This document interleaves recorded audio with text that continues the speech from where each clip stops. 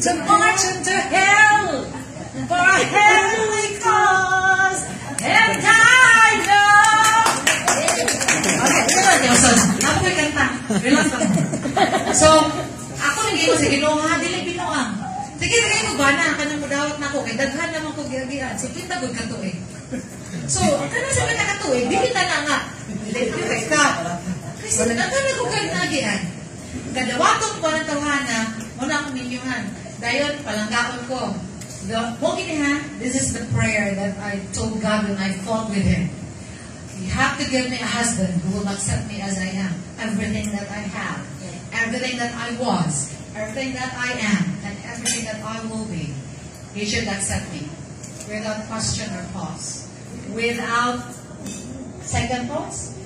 Tagaan ko din mong husband ha, that will be compatible with me. Sa tanang butang. Sa akong mga gusto. Ako ni Mr. yan. Tagaan ko din mong husband niya, matabang na kung bayad o utang, ako lang binisay ko. Ito na yung ako ko. Tagaan ko yung utang. Tagaan ko ba na who will help me with the challenges that I have financially. Tagaan ko ba na give me a husband that would love me and accept my family because my family is huge. Ang sige taga Bonifacio, usa ka baryo. Dili na dinang. It's like one big community. Every time I introduce to me, my cousin. You remember my cousin? And then even if it's not my cousin, he will say, oh, another cousin? Another cousin? Only will say that because my family is huge. I give me a husband that would accept my family and would love my family. And also, nalimot ko, binisay ko na ako, nalimot ko ingon, Lord, tagay ko husband na dato din.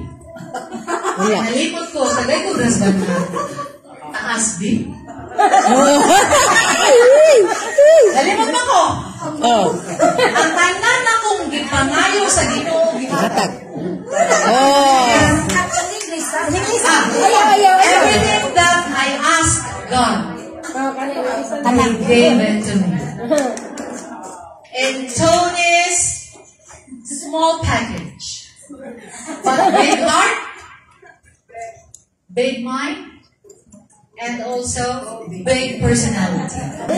A round of applause. Dihatag sa Ginoo tanan. And then, why? I always check and meditate. And I always have the question why every time.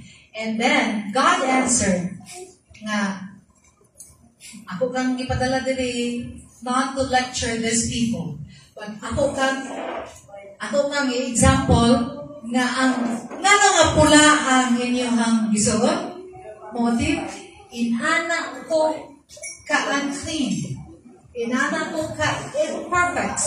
Red as a scarlet something. But now I'm wearing white. Because Tony bought me, not with just money, but with his love. And now I'm wearing white.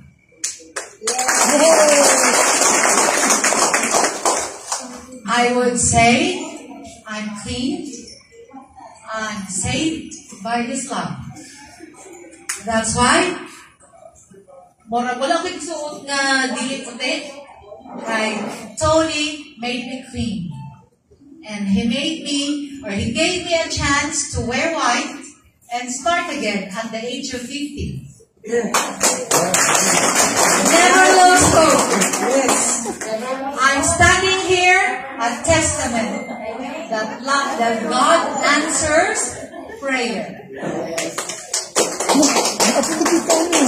I'm standing here to speak to you, whoever you are, that God answers prayer. And na-joy, di nagana ang Ginoo para na. And bili na ako daghan kay makabayad ko 1.8.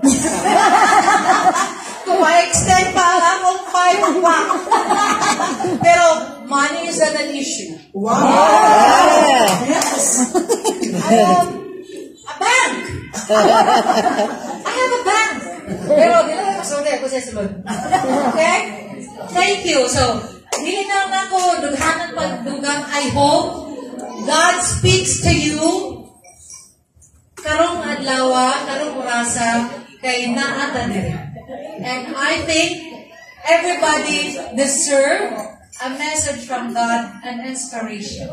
I hope, bisan igawas na to anong tugtahanan, you've learned something, at least one. Then I will be happy and I think I've served my purpose. Thank you so much.